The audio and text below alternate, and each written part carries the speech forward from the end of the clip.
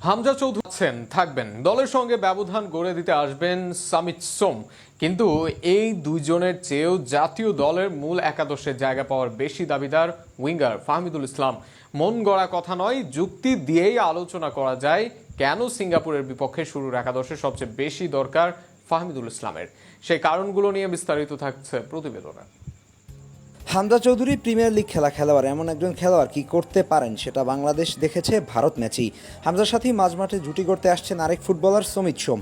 এই দুইজনকে নিয়ে বাংলাদেশের মাঝমাঠে যে কারো বিপক্ষে আতঙ্ক ছড়াতে পারে, কিন্তু এরপরও এদের চেয়েও ঘুরে ফিরে একটা নাম প্রাধান্য দিতেই হবে, তিনি ফাহমিদুল ইসলাম। ইতালিয়ান চতুর্থ বিভাগ খেলা ফাহমিদুলকে নিয়ে শেষবার কম জল খোলা হয়নি।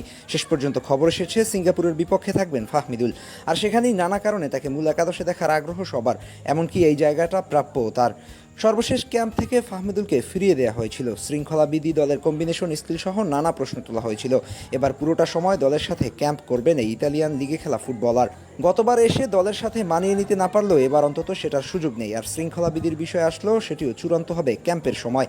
কিন্তু এবার নিজেকে প্রমাণের পূর্ণ সময় পাচ্ছেন ফাহমিদুল। কন্ডিশন ও দলের সাথে মানিয়ে নেওয়ার জন্য এবার তাকে বেশি দিন অপেক্ষা করতে হবে না, আর যে কারণে তাকে বাদ দেওয়ার কোনো কারণ থাকবে না কোনো কোচের সামনে। এছাড়া বাংলাদেশের এক ক্লাবের ম্যানেজার ইতালি গিয়ে সরাসরি ফাহমিদুলের খেলা দেখেছেন।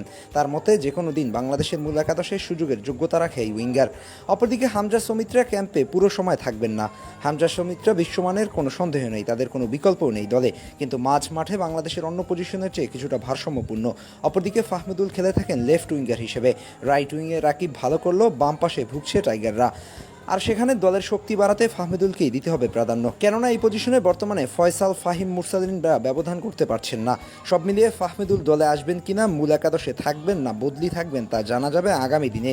তবে মূল একাদশে জায়গা না পেলে আরও একবার অবিচার করা হবে এই ফুটবলারের সাথে।